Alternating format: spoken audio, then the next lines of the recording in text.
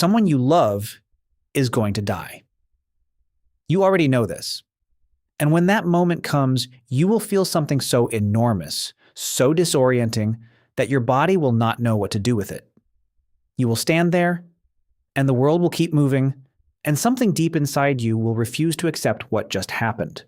That refusal is not weakness. It is one of the oldest things about you. And the story of where it comes from goes back much further than you think.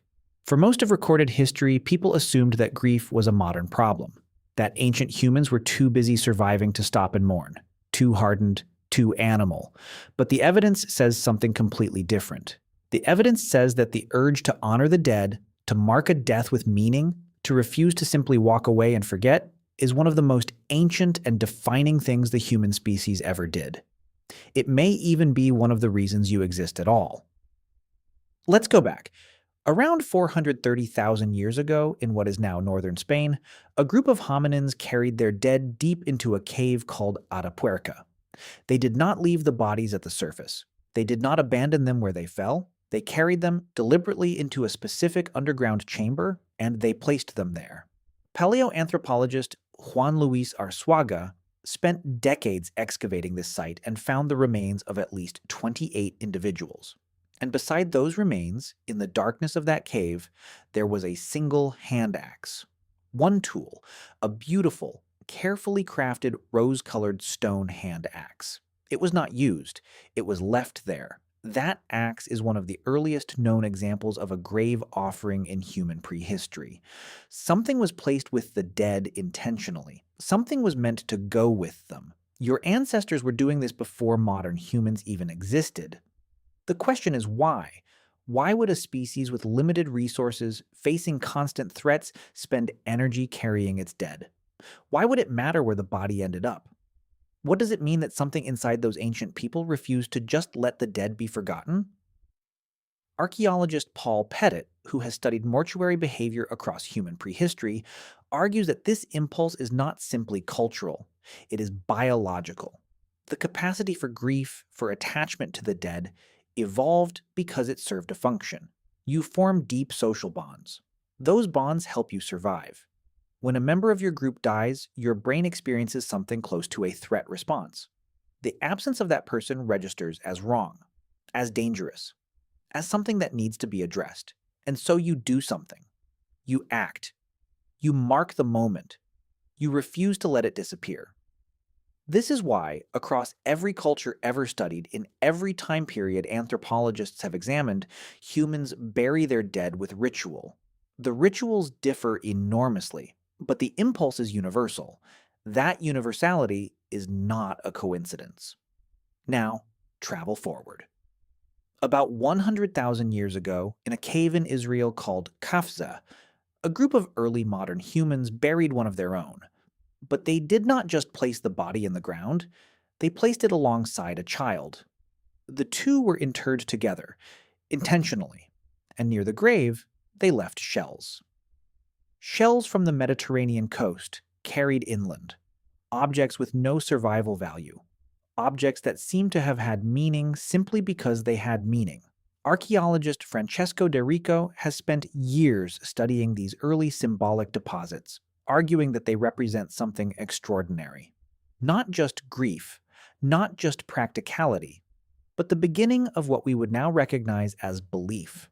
The earliest evidence of humans imagining that death was not the end of something, that the dead might need objects in whatever came next. Think about what that requires. To leave something for the dead is to believe, even slightly, that the dead are still somewhere. That there is a somewhere for them to be. Your brain still does this. When someone you love dies, the part of your mind that tracks them, that models them, that predicts where they will be and what they will say, does not simply turn off. Psychologist Thomas Addig, who has written extensively on the experience of grief, describes the process of mourning as a kind of relearning. Not forgetting the person. Relearning the world without them in it. Your brain keeps reaching for them, keeps expecting them, and for a while that reaching is what grief feels like. That is not a malfunction. That is an ancient system doing exactly what it was built to do. Here is where it gets even stranger. Around 60,000 years ago, Neanderthals were burying their dead too. This is still debated among researchers, but the evidence from sites like Shanidar Cave in Iraq, excavated by Ralph Selecki in the 1950s and 60s, suggests that at least some Neanderthal burials were intentional. Some researchers even proposed, controversially, that flowers were placed in one grave. The pollen evidence was later disputed, but the burials themselves, the deliberate placement of the body in a specific position, in a dug pit, with the head oriented in a particular direction, those details are harder to dismiss. Neanderthals were a different species. They were not your ancestors in a direct line. And yet they were doing something recognizable, something that looks, from 60,000 years away, like mourning. That is astonishing. It means the impulse to mark death with ritual is not something unique to Homo sapiens. It predates your species. It may have emerged independently, in parallel, in a related species that shared the same deep cognitive and emotional architecture. Grief, or something very much like it, may be older than you. Ancestors built enormous structures for their dead, megalithic tombs, stone circles, burial mounds that took decades to construct and required the coordinated labor of hundreds of people. They were not wasting resources. They were doing something that made the entire group stronger. The dead became landmarks, monuments to the living, evidence that the community had been here, had mattered, had buried its beloved, and kept going. Now think about what happens in your body when someone you love dies. In the first days, your stress hormones surge. Your sleep is disrupted, your appetite disappears. Your immune system, under the pressure of acute grief, becomes measurably weaker. Studies have shown that the risk of heart attack increases dramatically in the days immediately following the death of a loved one. The phenomenon even has a name: broken heart syndrome. It is real. The grief response is not just emotional. It is physiological. It is a system-wide crisis. And the only thing that reliably helps across every culture and every time period is what your ancestors were doing 100,000 years ago. You come together. You tell stories about the person. You mark the moment as significant. You acknowledge out loud with other people present that this person existed and mattered and is now gone. The ritual is not decoration. The ritual is medicine. Researcher George Bonanno at Columbia University has spent decades studying how humans recover from loss. One of his most counterintuitive findings is that most people are more resilient after loss than they expect to be. Not because grief is easy, but because humans come equipped with an enormous set of tools for surviving it. Social support, meaning-making, ritual, the ability to hold the memory of someone while still moving forward. These tools were not invented recently. They are ancient. They were built into you by 100,000 years of ancestors who faced the same unbearable moment and found a way through it.